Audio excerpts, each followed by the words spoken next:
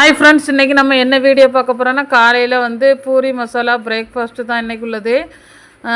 அதுக்கு வந்து கிழங்கு நாளாக கட் பண்ணி அதை கொஞ்சம் உப்பு போட்டு தண்ணியை ஊற்றி அடுப்பில் வச்சாச்சு. வேகிறதுக்காக ரெடி பண்ணியாச்சு. மாவு தான் இப்போ ரெடி பண்ணுறது. பூரிக்கு தேவையான மாவு இன்றைக்கி வந்து கோதுமை மாவில் வந்து பூரி போடலான்னு ரெடி பண்ணியிருக்கேன். 2 ஸ்பூன் கார்ன்ஃப்ளவர் மாவு போட்டிருக்கேன். எண்ணெய் உரியாமல் இருக்குது. 1 ஸ்பூன் சீனி, தேவையான உப்பும் போட்டு 1 சிட்டிகை சோடா உப்பு போட்டிருக்கு.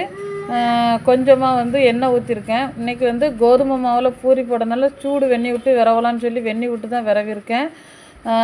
கொஞ்சமாக இந்த மாதிரி விரவிட்டு ஒரு 10 நிமிஷம் வச்சுட்டு ரெண்டாவது மாவை நல்லா ஒன்று சேர்த்தோம்னா அழகாட்டு வந்து ஒன்று சேர்ந்துடும்.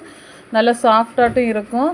அதனால் மாவை இப்போ நல்லா உள்ளங்கையில் அழுத்தம் கொடுத்து நல்லா தேய்ச்சிக்கிடணும். இந்த மாதிரி இருந்தால் லைட்டாக வெண்ணெய் பிரட்டி மேலே நம்ம ரெடி பண்ணி வச்சாச்சு.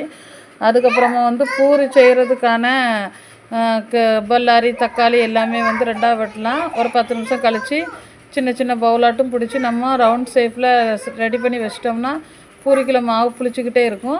அதுக்கு முன்னாடி நம்ம கிழங்கு மசாலா செய்திடலாம். பல்லாரி தக்காளி, மல்லி இலை, பச்சை மிளகாய் எல்லாமே கட் பண்ணி கொஞ்சமாக தேங்காய் ஊற்றி கொஞ்சமாக கடுகு, 2 துண்டு பட்டை, பச்சை மிளகாய், கருவேப்பிலை, மல்லி இலை எல்லாம் போட்டு வதக்கிக்கிட்டு உள்ளி தக்காளி எல்லாமே போட்டு நல்லா வதக்கிக்கிடலாம். தேவையான உப்பையும் போட்டு அதுக்கப்புறம் அவிச்சு வச்சு கிழங்க மசிச்சு அதில் போட்டு எடுத்துக்கிடலாம்.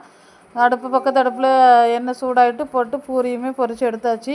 இன்னைக்கு சூப்பரான ஒரு காலையில் உள்ள பிரேக்ஃபாஸ்ட் பூரி மசாலா ரெடி ஆகிட்டு. ஃப்ரெண்ட்ஸ், வீடியோ பிடிச்சிருந்தா லைக் பண்ணுங்கள், ஷேர் பண்ணுங்கள், கமெண்ட் பண்ணுங்கள், நம்ம சேனலை சப்ஸ்கிரைப் பண்ணுங்கள்.